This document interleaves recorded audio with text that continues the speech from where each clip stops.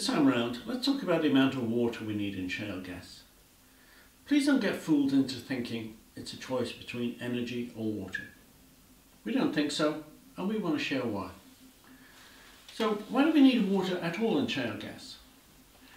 How much water will shale actually use, and should we be worried about it? We need water and sand in hydraulic fracturing to push open channels in the rock where gas is present. Natural gas, lighter than air, then flows to the surface. 70% of the water will stay in the well over time. An emotional part of the shale debate has been about water. But have we been given a false choice? This is not about energy or water. We all know what the answer is to that. Water is even more important than energy, no doubt about it. But the challenge is managing energy and water.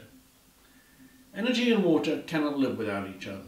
It takes huge amounts of water to produce electricity, gas-fired, nuclear or coal-powered. This isn't smoke in these pictures of cooling towers. That's steam, used to cool down the generators.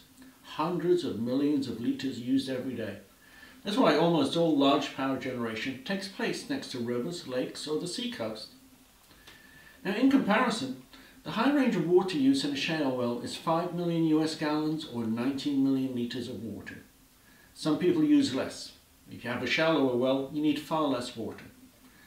Now water makes up around 90% of the fracturing fluid, sand most of the rest, and less than 1/2% are additives used to stabilise the mixture. Let's look at this number in context. 19 million litres of water sounds one big bucket of water, but each person uses 150 litres a day here in the UK. That's pretty low by international standards. It means 19 million litres with a total lifetime water needs of only 4 people. Adding 4 people to the population of a village, town or city or country isn't very much. To give another example, it's the same amount of water used for a golf course in every 28 days, or the annual use of a 2-acre cornfield. But the same amount of water used in a well will last many, many years, most of it staying underground. Let's remember too that shale water doesn't have to be drinking quality. We can use deep water, too salty to drink, and even recycled water that factories are throwing down the drain every single day. Shale technology is also moving into places like Saudi Arabia, outback Australia, and here in Algeria. Even in a desert, water, wisely used, won't be an issue. For one example, we waste amazing amounts of water, far more than the shale industry will ever use, even at full production. Here in the UK, water companies leaked over 3 billion litres of water every single day in 2010. That daily loss is the same as 10 years use for 200 wells. Now each area has different issues with water, but some examples here from North America show how the issue need not be significant.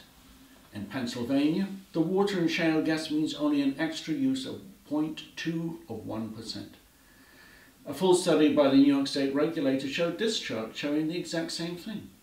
Shale taking up a tiny percentage. Finally, from Quebec, this study showed that shale would not only be far less than the water leaks in only Quebec City, but also much less than water used in paper, dairy and car wash industries. As we'll see, plenty of issues remain about shale and water, but worry about rationing water because of shale won't be one of them. Shale is happy to be last in the queue for water. After you. Drink up.